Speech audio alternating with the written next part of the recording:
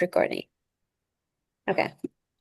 Welcome to World Futures Day Young Voices. This session is brought to you by Teach the Future, a global nonprofit dedicated to embedding futures literacy in education worldwide. World Futures Day is a partnership with the Millennium Project, and right now we are all part of a 24-hour global conversation about our futures, creating a space where all generations, especially young voices, can share their visions, concerns, and action-driven projects towards a better tomorrow. Let's make this conversation count. You can find the facilitator bios on the event page. Facilitators, the floor is yours. Feel free to go ahead and share your screen and anything else that you'd like to do. Amazing. Thank you, Amna. I just want to take a quick moment to introduce ourselves to um, the audience that we have today. I'm Raya. I'm the founder of School of Humanity.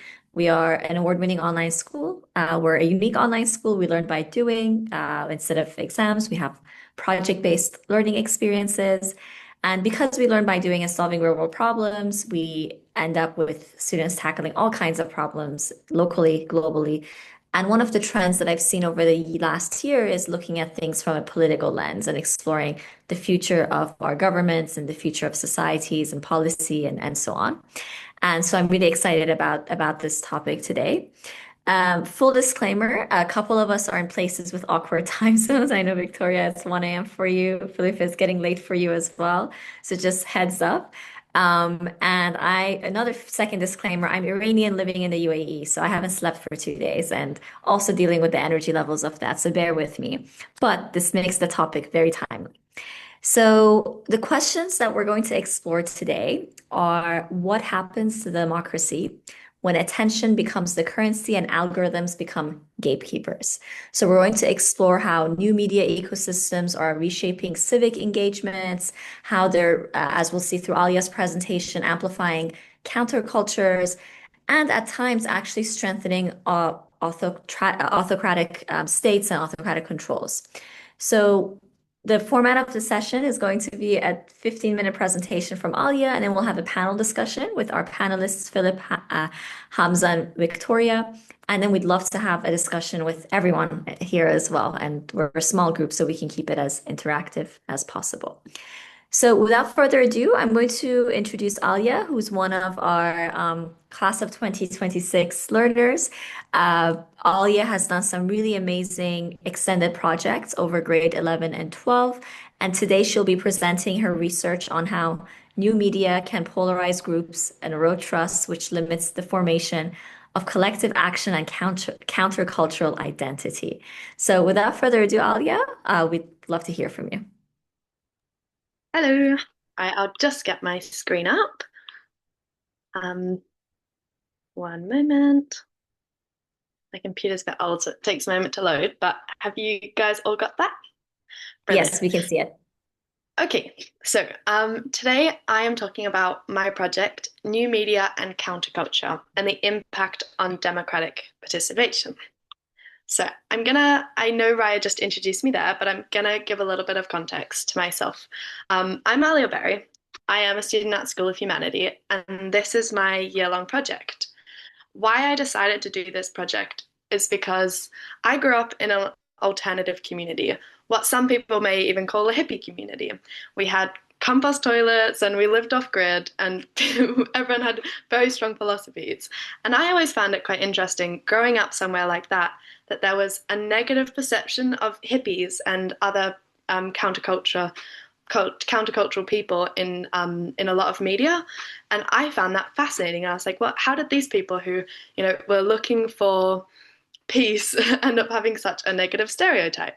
So I began to investigate that, and it led me down this big path, which then became my project.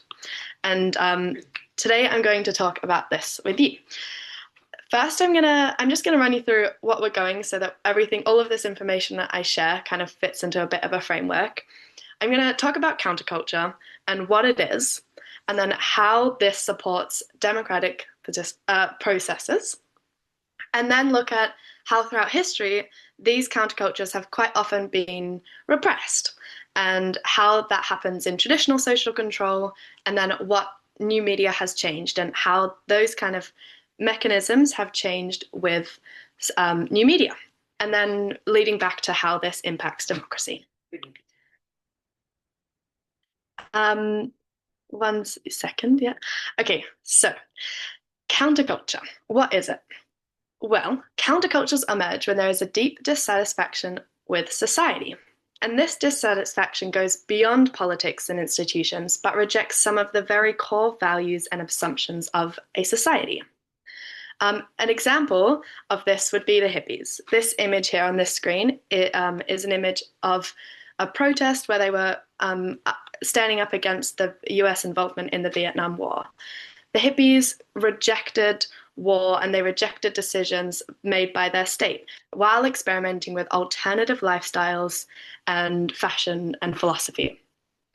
So, how does this, a bunch of hippies with flowers, impact democracy? Well, counterculture supports democracy because it demands change. It acts as a check to power and authority when they start acting without the people's interests at the center of their decisions. And they do this by challenging social norms that keep marginalized voices oppressed, and they bring social issues into the center of public attention. And ultimately, this leads to a fairer and more democratic society. I love this song, Have You Been to Jail for Justice? And I think it really says this well. Once unions were against the law, but slavery was fine. The more you study history, the less you can deny it. A rotten law stays on the books till folks with guts defy it. You know, what it's saying here is that once upon a time, it was totally fine to have a slave until people stood up and said, this is an injustice. And then, you know, culture moved forward and policy changed. But when you look into this, you'll realize that throughout history, there's always been a resistance to cultural change. And this is kind of what I was studying. You know, how does this resistance and how does this repression work? There's three key ways I recognized within traditional social control. There's outlawing. So maybe unions, this is a way that workers, you know, stood up against something that was outlawed. And then there's direct policing and surveillance. So this is how police might disrupt and break up a protest or arrest people. And then there is, lastly, a centralized media control.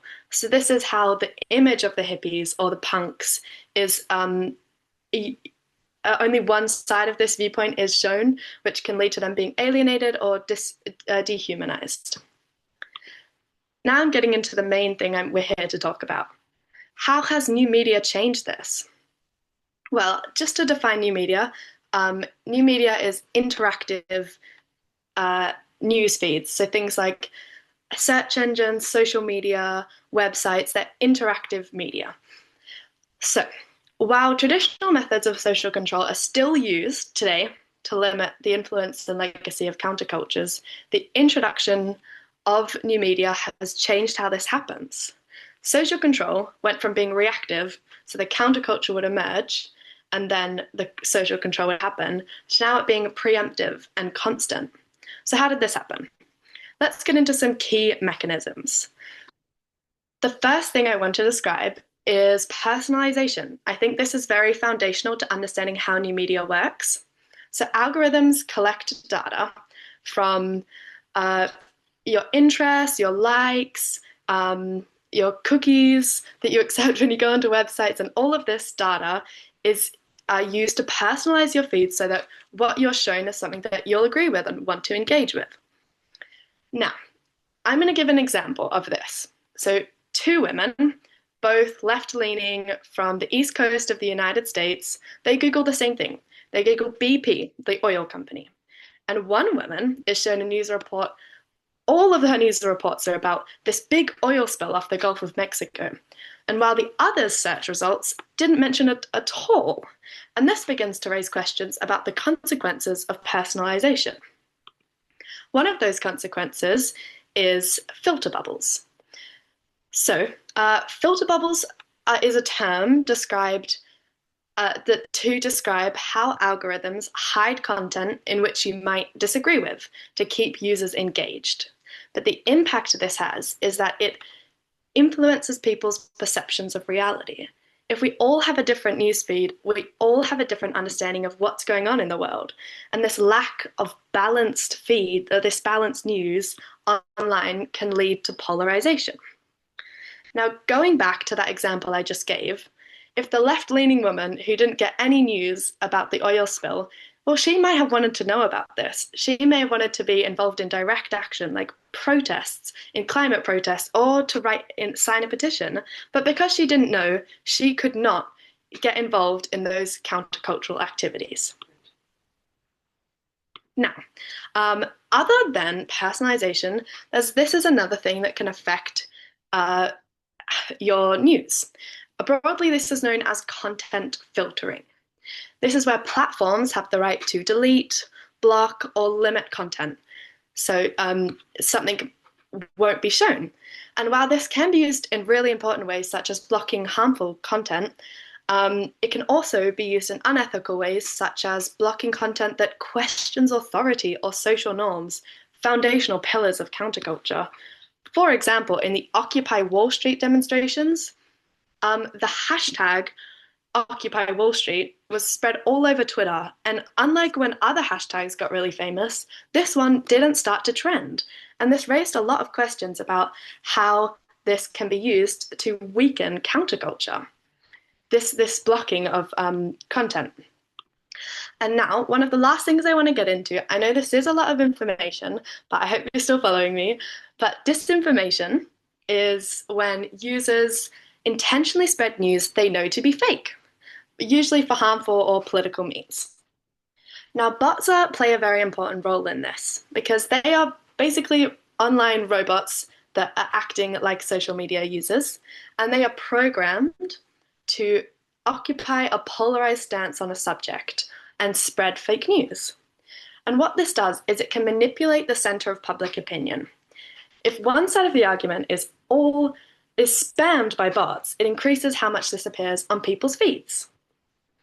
And lastly, I want to acknowledge predictive targeting, because this is important to acknowledge. Just because there is fake news, it doesn't mean that everyone's just going to believe it when it shows up on their feeds. But that data I was talking about, that's used for personalization, that's called behavioral information. And it can be used to generate predictions of a user's political or consumer behavior.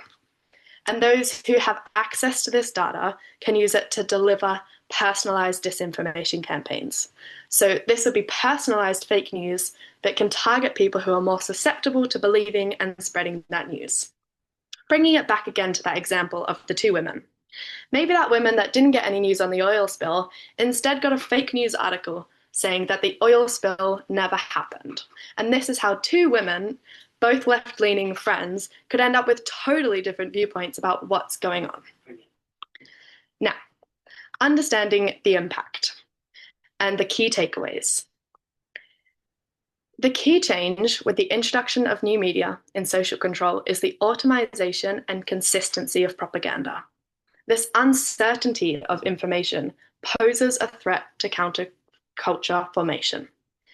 And what I mean by that is that if there's no dominant narrative, if people can't agree about what's happening and they're polarized by manufactured content, the act of rising up against dominant and oppressive systems in a unified way becomes increasingly difficult. I love this quote by Bell Hooks in her book, Teaching Critical Thinking. To keep the spirit of democracy alive requires continuous revolution. And what I take away from that is that for democracy to stay true and not lead to autocratic control, there must be a grassroots counterbalance. Marginalized voices must be continuously brought into the center of attention, and we must demand for a fairer world to keep our democracy strong and stop the growth of unchecked power. Thank you very much. I hope you enjoyed that presentation and that brief introduction to the world of new media. And I hope that gave you a good foundation of some key terms for our discussion that's going to follow. Brilliant. Thank you so much, Alia. That was a great context setting, and also I learned a lot as well from that, and dissecting something I think we all experience intuitively, navigating the digital world, but actually being able to put the pin on the mechanisms that are at play. We're now going to start shifting into our panel discussion. Of course, Alia will continue to discuss the new media and counterculture. We're also joined by Hamza, who is investigating the Great Firewall of China for his project. Wiktoria, who will be sharing the role of new and old media and shaping democratic participation, and Philipe on the importance of nuanced and ethical journalism. And so we're going to explore this discussion of the impact of technology on democracy versus autocracy, but through multiple different angles. Just a note for our participants who are in the Zoom session with us, please feel free to keep the chat active. If you have a burning question, let us know. I'd love to interject with these throughout the session. So, Alia, I'll start with you. I obviously your research looks at new media and counterculture, and I, by the way, love the ending there with the quote from Bell Hooks and the need for constant revolution. I'm curious about where you see digital platforms expanding participation or where you see them limiting it. And just to share a bit of kind of context on something I've observed, I mentioned Iranian, but um, social media has both been used as a tool to pick up the protests in the recent 2 months, and at the same time as a tool to suppress the protests, right? Depending on how it's used. So that's been something that I've already been wondering is you can go either way with the way that a government chooses to use that technology. So what have you found through your research? Yeah, that's an absolutely brilliant question and something I didn't really have time to address in my presentation, but is so important because social media is not all negative. I know in my presentation I was kind of presenting it to be, this thing of social control which is all negative. But as we've seen with movements like the Me Too movement, which was an online counterculture, and then things like the Black Lives Matter movement, these were deeply impactful and had a massive global impact. But I think what I want to highlight is that the issue is these platforms are owned by a very small group of people who do actually benefit from the status quo. They benefit from how the world is right now and probably from the injustices that people are standing up against. So, by giving them all of this data about, how we protest, what we think, and what we're doing, this information can and has historically been used to manipulate public opinion and even who you're going to vote for and stuff. So it's really a double-edged sword. While social media can mobilize activists, it's also giving data, which is very valuable, into people who may not actually agree with that counterculture. Makes sense. Before I go further into questions, I want to give our other panelists a moment to introduce themselves. So for each of you, please introduce yourself, where in the world you're calling from, and the project and research that you did will give us the what, why, how, and how it connects to that topic. So Victoria, I'll start with you. Hi everyone, my name is Victoria. Pardon my throat, I'm having a little bit of a sore throat today. I'm calling from China. It's currently 2:20 a.m., so please pardon me again if I look a little bit sleepy.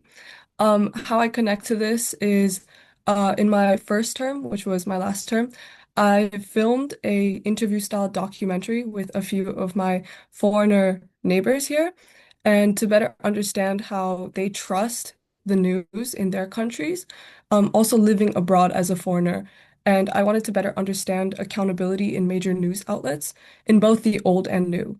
So that's how I'm connected to this today. Amazing. Can't wait to go deeper into that. Hamza, what about you?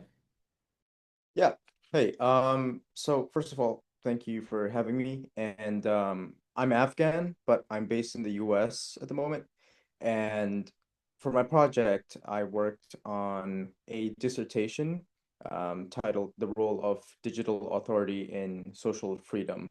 And it looks into the makeup of the Great Firewall and how it affects the social liberty of the people living there, along with some other technicalities.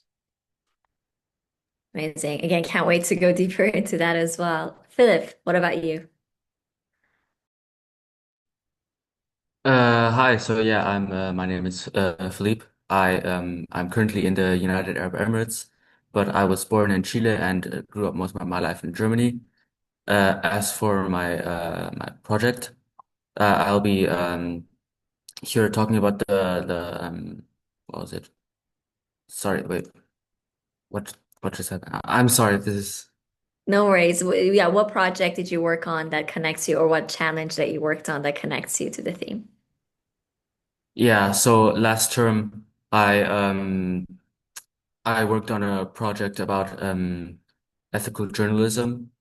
and basically what it is involved with and what it defines basically. So what can you say how is this ethical and how is this not ethical?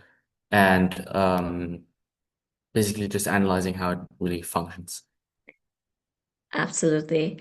And so to go a little bit deeper into each of your works and how it connects to everything. So I'm going to come back to Hamza. Um, Hamza, tell us a little bit more about what the Great Firewall of China teaches us about this whole topic, about how digital infrastructure can become a political tool. What have you found in the process of working on your dissertation? Sure. Quickly, I just want to give like a very short explanation of what the Great Firewall itself is. So you can view it as a digital curtain surrounding China, where it essentially limits what kind of information is flowing within the country, what goes in and what goes out. So it's heavily monitored, and it's an extremely complex system developed for nearly 2 decades now, and it is fully implemented throughout the country. And coming back to the question about political authority being embedded into online platforms and the internet, we first have to realize that the internet is not a neutral environment where people share opinions and communicate along with sharing media. Of course, that's extremely true, but we have to realize that there are governing bodies that have control over what kind of information is shared and what kind of information people are exposed to. So that's a very important distinction. And it really does connect to the points Alia mentioned before. The mechanism, the mechanisms used by the government, by the social media platforms, and other platforms throughout the internet. Um, there's some domestic filtering and limitations on what kind of information can be shared and what informations cannot. So, and the other point I want to quickly mention is how infrastructure becomes political in the first place, where officials within the government or the state have power over the flow of information in the online space. It essentially, the governing bodies determine which and what kind of platforms are accessible to people, and this is achieved by filtration and creating structures that uh, encourage people to have preemptive measures against sharing information that is not viewed as maybe ideal by the state itself. But yeah, that's a quick rundown of the uh, how the infrastructure itself becomes political. And then we've got the role of domestic platforms and behavioral impact. Um, as far as domestic platforms are concerned, they're pretty regulated. If we're talking in the Western countries or within China and other countries, it's a fact that they are pretty heavily monitored by certain groups that, of course, uh, have the aim of preventing hateful information being spread or disinformation, like Alia mentioned. But at the same time, there's a pretty high probability that certain narratives or views that do not align well with the countries or the governing body for the platforms can very well be limited and kind of repressed from the public eye. And then as far as behavioral impact, we've got preemptive behavior from the population, like I mentioned before. So censorship, when it gets to a point where you get penalized and the boundaries are not clear, the population preemptively or just for staying safe do not engage as in political discussions that could have risks. Um, like I mentioned, just because the boundaries are not clear set on what you can do and what you cannot do, what kind of narratives you can talk about and what you cannot. So this really does encourage a behavior within the population that um, kind of limits them beforehand, talking about sensitive issues. But yeah, that's just a quick overview or rundown of the whole situation. Amazing. I mean, it's really fascinating because I remember when, the early stages of the internet, we would perceive it and promote it as this tool that would democratize access to information and connect the world. And obviously it has done that. But the techno pessimist in me is seeing how, okay, it's obviously something that, as you say, can be politicized, can be controlled, can be censored by autocracies to create a sort of filter bubble around the nation of what information they get access to. And the Great Firewall of China is a great example of that. And it happens in more subtle ways in democratic countries that do have, let's say, freedom of speech, but you end up maybe with major news bodies that do end up with a political alignment or do end up having a certain messaging across society. And that's where new media comes in challenging that. And so, Victoria, I want to come to you next. And I would love if you could share a bit more about how you think old and new media differ in the way they shape political trust and engagement, and especially how they're influencing democratic participation in different countries. Yeah, of course. So, I'd like to start by noting that during my project, I realized that there's a lot of structural differences. More specifically, when we generalize or categorize old media, we're talking more about broadcast television, newspapers, and radios. And most of these operated under a very centralized model, so kind of like a gatekeepers model. And they tend to kind of revolve around editors and journalists who decided what counted as news and had the power to publish what was considered news. And this kind of created a national, let's say like a shared and collective narrative in the world of politics. And there were, I would say, compared to today, they had slower but verified information circles. So they would very carefully pick what would get published, which can have pros and cons, but they overall it was quite verified, which created this pretext of everyone getting the same information or getting a collective of, pretty much the same thing. And there's actually, I think the institutional authority would tie to a lot of these professional norms. So for much of the 20th century, in democratic states like the US and the United Kingdom, most citizens would consume a lot of the overlapping information. So a lot of their information about wars or economy overlapped. And this is what a lot of people tend to call a shared public sphere or narrative. New media, in contrast, is very decentralized, and it encourages participation.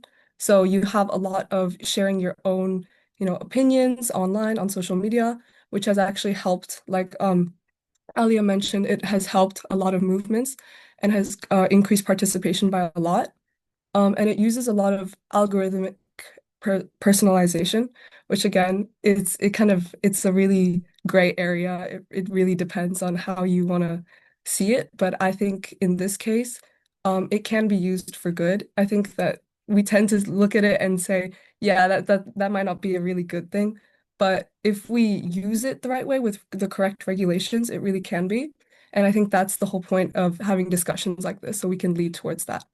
And then, of course, with new media, we tend to prioritize speed and engagement over a lot of the verification processes, which is a negative. And unfortunately, a lot of platforms like Meta, X, YouTube, Instagram, and social media, they tend to enable direct political communication, and they fragment audiences into a lot of, I'd say, their own little bubbles, which again is a great thing or a bad thing. It really just depends. But that's like how old media and new media have really changed over time. And they're really like, I would say, two sides of the same coin. And we see that and how they change so quickly. Within less than 100 years, we've had a huge spike in participation in democratic reforms. But unfortunately, that's also changed a lot in autocratic reforms as well. Like Hamza mentioned, the Great Firewall in China. I lived in China for most of my life. I'm a foreigner, but I've experienced that as well. So all the data I get is through VPN and through outside networks. However, I can say that it's really interesting when on the inside and when you're learning about this topic because it's a really big combination of everything. So overall, I would just say the main effects on political trust is like old media reinforces the trust in state and institutions because it positions them as like the legitimate source of authority and verification. Meanwhile, with new media modernly, we tend to increase something called horizontal trust, which is more like peer-to-peer mobilization, but it tends to erode vertical trust, which is the trust in governments, courts, state, and media. So a lot of exposure to misinformation, conspiracy, and intentionally emotionally amplified news tends to contribute to skepticism towards a lot of democratic institutions. So again, there's a really big flip side, like a black and white side and a gray side, like a nuance with the news modernly, where conversely in old media, we tend to see more of a collective narrative. So that's how I would kind of summarize the difference in both as I researched. That's a great way to frame the comparison. I'm reminded of how the last US presidential election was framed as the podcast election, because the kind of media that had the most influence on who won was long form podcasts, think like Joe Rogan and so on. And it was an interesting shift from old to new media on who's seen as the authority. But one of the pain points I have with new media is journalists have certain training and integrity and journalistic ethics that they follow to ensure that a news is newsworthy. Yes, it slows it down, but there's a process of fact checking, finding sources, and so on that new media tends to not do, right? Just more often than not, in order to make sure they're capitalizing on the attention economy, they will just push out whatever rumor, whatever news they think might get a lot of attention rather than what is actually true. And that brings me to Philip, the work that you've been doing. And I'm curious about your view on this. So, in an attention-driven media ecosystem, what does ethical journalism require? Like, what does that mean in a digital world? And what compromises should journalists or anyone that's even playing the role of a journalist as an influencer, let's say, should never be made? Thank you, Raya. So, to get on with the question, basically, in the interconnected world that we live in today, ethical journalism can literally make or break civilizations. Because look at how it is. Basically, everybody wants to know what is going on in the world, what is going on in my country, what is going on in that country, and most importantly, how can this affect me, and what will I do in response to this? And what unethical journalism can do is it can deceive, manipulate, and basically tell the reader of that unethical journalism, can basically alter their decisions. Like they can look at something and let's say they're looking at this unethical piece of journalism, which has disinformation and and puts an overemphasis on the negative and emphasizes, oh, this will affect you, you will suffer because of this. And in it, there's like a political undertone which sort of supports one specific party. What that can do is have that person get their have their worldviews changed if they get that sort of news consistently over a period of time. And it can, for example, change who they vote for, even though they do not believe in the viewpoints of that person. That's like an extreme example. It can sort of polarize the reader as well.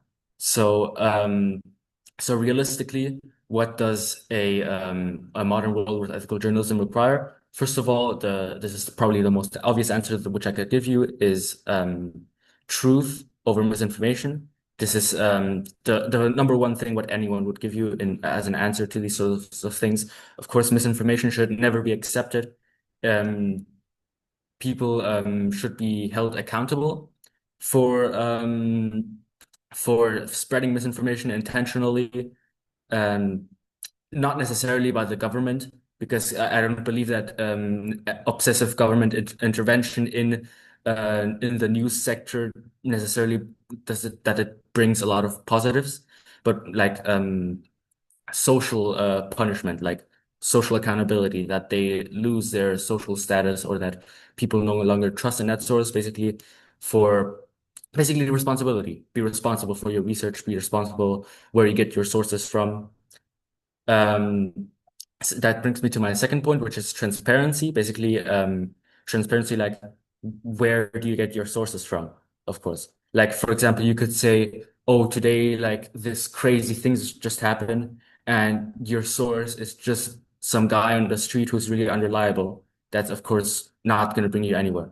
It's it's not really gonna it's not truthful to the reader, of course. And it's brings me to my first point of being truthful, because of course it might not be true if that is the source. You have to have reliable sources when you write, of course. And continuing this is also something which has been spreading online a lot, is clickbait.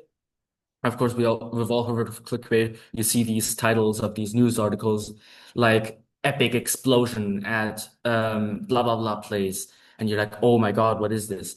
And then you click on it, and it's not what the title meant.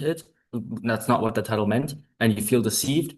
However, since they rely on the income of the journalist, relies on clicks, the you feel disappointed and the journalist earns money through it, which is, of course, not really acceptable in a civilized society such as ours. And yeah, now there is a bit of nuance to this. Of course, we're supposed to give nuanced answers, and something which you could say is that journalists would want their titles to be like attention driving, because that's sort of how they earn income. So in such a way, I would say that an ethical way to conduct journalism in that way is just to stick to the truth. Like if the event is really epic and really fiery, then tell the truth. And if it's not, then basically make it clickable but true. If you sort of get what I mean, if you um get what I'm trying to say here. And what about the compromises? Because of course there are some lines which you cannot cross when conducting journalism, and that of course is truth. I've mentioned that a lot of times. I feel like a broken record here, but it's just something which has to be repeated over and over again. I think truth is the most important factor when it comes to journalism, and also access to journalism. Everybody should have access to the news. I don't think that it should be available just to one specific group of people. And also something which I don't think is often talked about is open dialogue about recent news, because then people can actually discuss what is going on and discuss whether what this person did or what this government did is actually right or wrong. And also that no viewpoints should, how do I phrase this? Excuse me, I'm just basically that nobody is silenced. You get what I mean? Like when you read news and when you discuss these news, nobody should be actively silenced. Nobody like if you read this and everybody's like, "Oh wow, this is great," but then you say, I don't know, I'm not sure about this," that you shouldn't really be silenced for your views. That is, of course, not ethical. So many good points in there. I'm hearing a thread around the business models underlying journalism, right? Like what is incentivizing certain behaviors, or just maybe important journalistic work being behind paywalls and some people having access to that information and others not.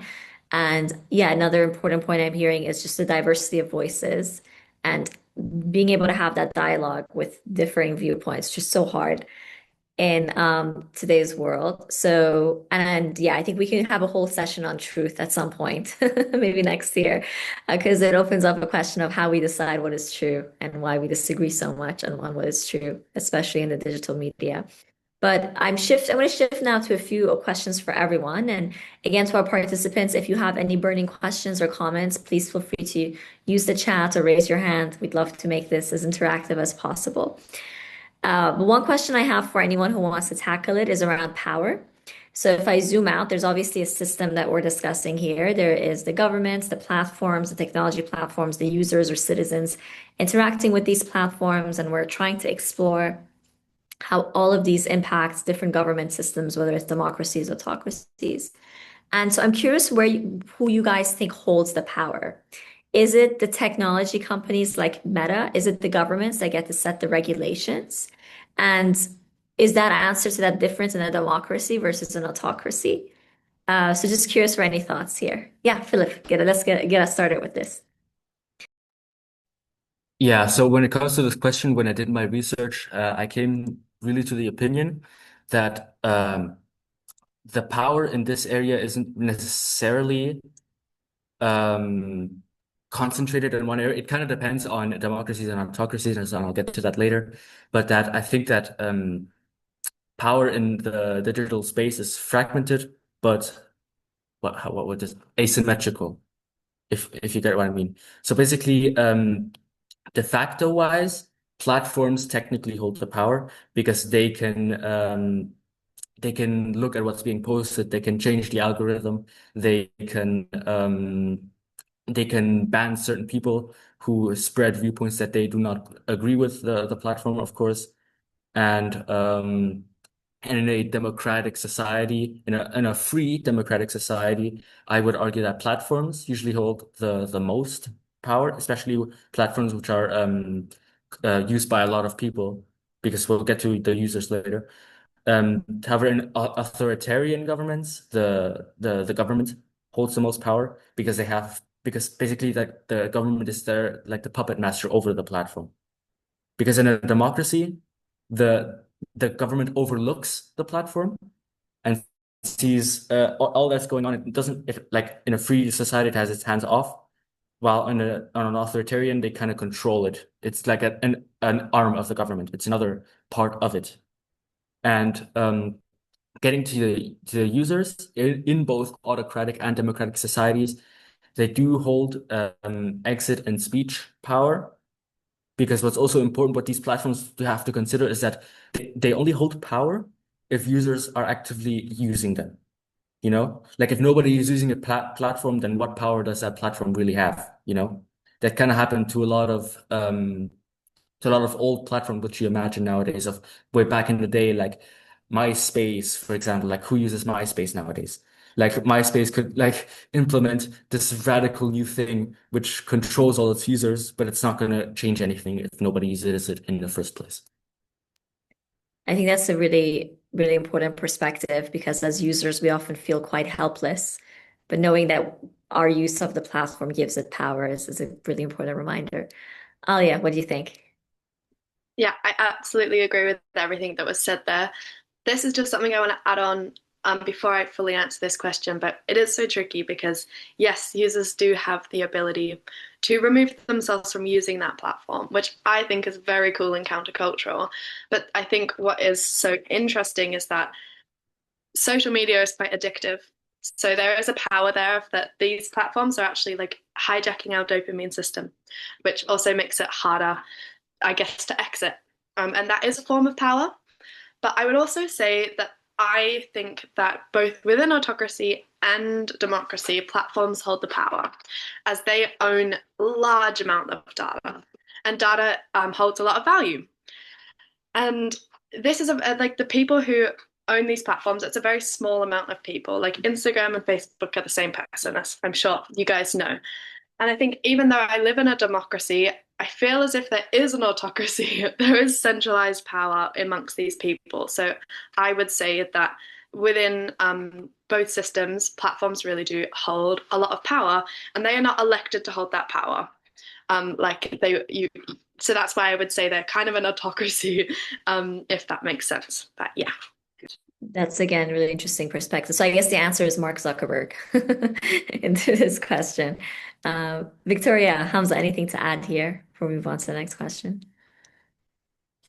Well, for me personally, I think I can kind of summarize that technology, the same technology can either be used to concentrate the power, like Elia just mentioned, or to diffuse the power. And it really depends on the regime type. And we see that in, for example, in democracies, power tends to be negotiated between the state and corporations. And the courts, civil society, elections, they all act as counterweights to the public. Meanwhile, in autocracies such as in Russia or China, the state and government usually dominate these platforms, and they have a leverage over what is posted or what can be mentioned. And a lot of digital tools are integrated into surveillance and control. And of course, freedom of speech is tightly managed. And although that does sound all negative, I can tell you, at least from my experience as a teenager and foreigner in China, it's not as, I guess, intense as it may sound. So again, I'd just like to mention that it's always great that we learn about all of this and we keep an open mind because what we learn from, our experiences is completely different from someone else's. So keeping an open mind, but being open to having these kind of discussions is really great. So yes, I completely agree. I think that the platforms have a little more power since, like Eli mentioned, they have data and data is very valuable. It can be used as, I'd say, like a construct to kind of build the narrative. So that's why I would say, yes, the platforms definitely hold a lot of the power. And again, the same kind of technology, it's not really different worldwide. It's the same thing, but it's really depends on the regime. So it can either be used to diffuse or concentrate that power. Amazing. Yeah, again, I think also great insights there. Hamza, anything to add before I move on to the final question? No No, worries. not necessarily. I mean, Okay. everyone did a really good job at, covering all the points. Yeah. But yeah, just one quick point. Compared to autocracies in democratic countries, to kind of overtly censor anything, there's a little bit more of a bureaucratic process they have to go through to achieve that. I'm not saying it's impossible, but there's definitely a possibility. That's a good point. I think we saw this scandal around misinformation and COVID on platforms like YouTube, and they would, take something down and then get backlash for taking that thing down. And there's a bit more discussion and debate and regulation possible in democratic states. Uh, Final question, and then I might have a checkout question if we have time. Victoria just touched on this around the power of the algorithms that the platforms have, and how algorithms might be shaping what we believe is truth or public opinion. I think you've all kind of touched on this. So, how does that impact democratic decision making? How does it impact? How do you see it impacting these algorithms? How societies, and especially democratic states, end up voting? And any lessons learned from recent history that you'd like to share with the audience.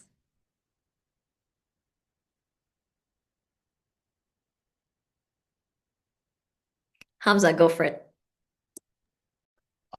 This is, I mean, a really interesting question because we've got algorithms.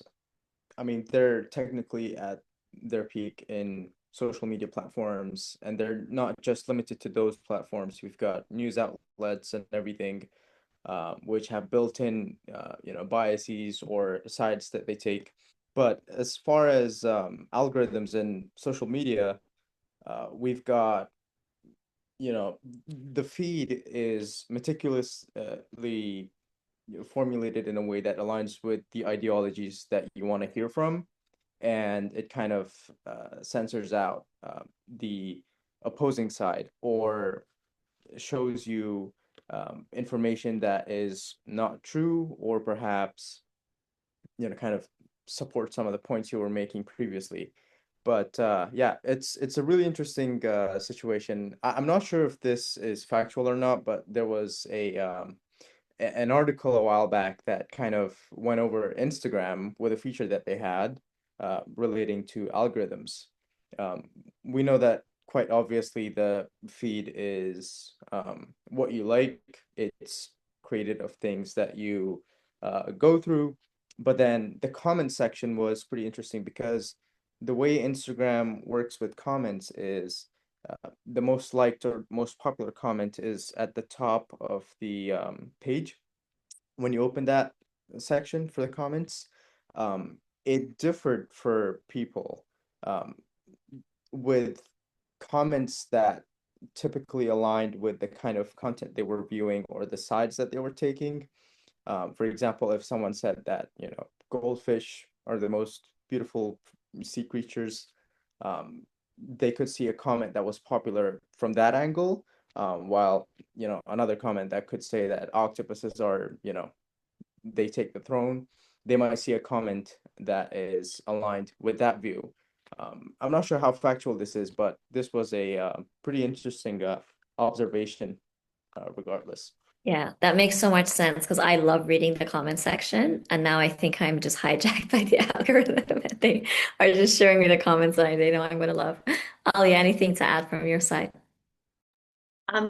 Yeah, I just think that was so brilliant. I've also heard similar things about that, Hamza, of like it also changes where you're from, depending on where you're from and what gender you are. You'll get different comments coming up first as well. Don't remember where I heard that, so don't quote me. But yeah, I think you can really see the impact that what is seen as public opinion and the impact that can have on all of our lives. As someone who lives in the UK now, I moved here before Brexit, but I think Brexit was a super interesting example because this is something my brother told me in a conversation. But when they looked at data post Brexit, one of the biggest places that that word was used in search engines was, what does Brexit mean? And I think that's so interesting that like it was very much like the media really showed you things that just like told you, oh, you have to, it was kind of like a fear mongering, you've got to vote for this thing, you've got to vote for this thing. So people really just voted for that thing. And as you know, we've seen with the Cambridge Analytica scandal as well, similar things happened with the Trump's election in 2016. It was the same thing.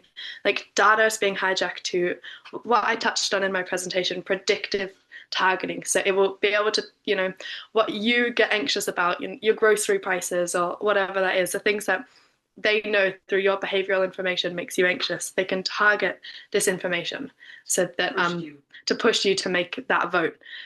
And yeah, so I just think like we can really see how these massive global decisions are being pushed by these algorithms. And another great example there. Wiktoria, Philipe, anything to add before we go to the final checkout? Yeah, go for it. Yeah, there was a little bit I wanted to add there. Basically, last term when I did my project on ethical journalism, I touched a lot on political polarization and how the media affects that. Basically, um, how can a country or how can a group of people be divided against each other through the media? And this has grown a lot thanks to the algorithms that many social media platforms now use, often because they don't necessarily push what is true or representative of what is currently going on, but what is actually engaging. And a lot of what is engaging is a lot of like what would be the best word to describe this?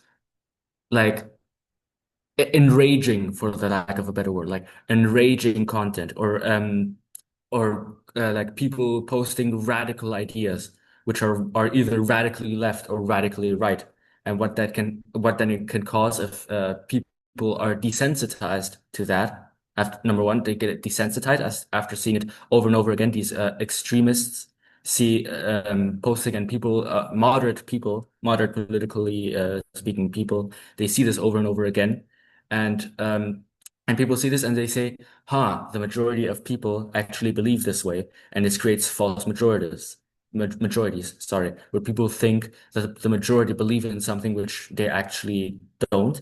And this happens not just on the left and but also on the right, on both sides. And but I don't know, you have like when I go on Twitter, every now and then I go on Twitter to check out what's going on. And and thanks to my algorithm, I kind of curate it in a way that I see both. I see radical right-wing posters and radical left-wing posters, and I just see what they're speaking. And I say, what the hell is going on here? Like, what is this? But I see so many people supporting it, and it's really crazy because the support has grown so much over the years since people have become desensitized to it, and support for these people grow. That's actually, when you study history, that's actually sort of how Hitler came to power in the first place, because not everybody in Germany at the time was a raging Nazi. What he first did was he reached out to the moderate conservatives who believed in democracy, and he desensitized the Nazi Party to them, and he got them to vote for him after the Great Depression. And that's how a lot of these extreme figures also grow to power. They don't rely um, on on speaking. They rely on the moderate people who sort of join this little cult. Such a good point. I'm so glad that we get to end on the point of political polarization because it's probably the biggest impact that social media, digital media has had on political participation. There's more and more data showing that the left is getting more left, right is getting more right, the center is just disappearing, and our ability to have those debates and disagreements amongst ourselves is also dwindling with that. So I think this is a good place to start wrapping up. If anyone has any pressing questions, we have about 2 minutes. So feel free to share. I really enjoyed this discussion. I think it's been a great intellectually stimulating break from some of the things happening in our world, but also an opportunity to zoom out and just go deeper into the root causes of some of these issues and some of these challenges. Alia, Philipe, Wiktoria, Hamza, really appreciate you guys' time on Sunday to have this discussion with us. Thank you. Thank you so much. Thank you so much, Raya, and all of the facilitators today. As we wrap up this inspiring session, thank you all again for being part of World Futures Day Young Voices. Your perspectives and participation have really made this conversation truly meaningful. The journey does not end here. New facilitators and conversations begin at the top of each hour, and you are welcome to stay and continue exploring future possibilities with us. I just have a couple of quick announcements. If you enjoyed today, this kind of learning doesn't stop here. It continues to Teach the Future's global online youth futures community. Right now, we are offering the following learning experiences that I'm gonna just add to the chat.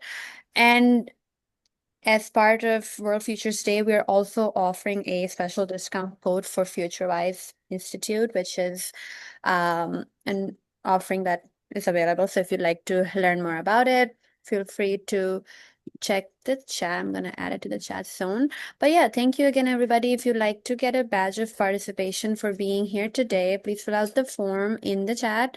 And again, thank you to our panelists for this conversation. We will be starting new conversations again soon. Thank you.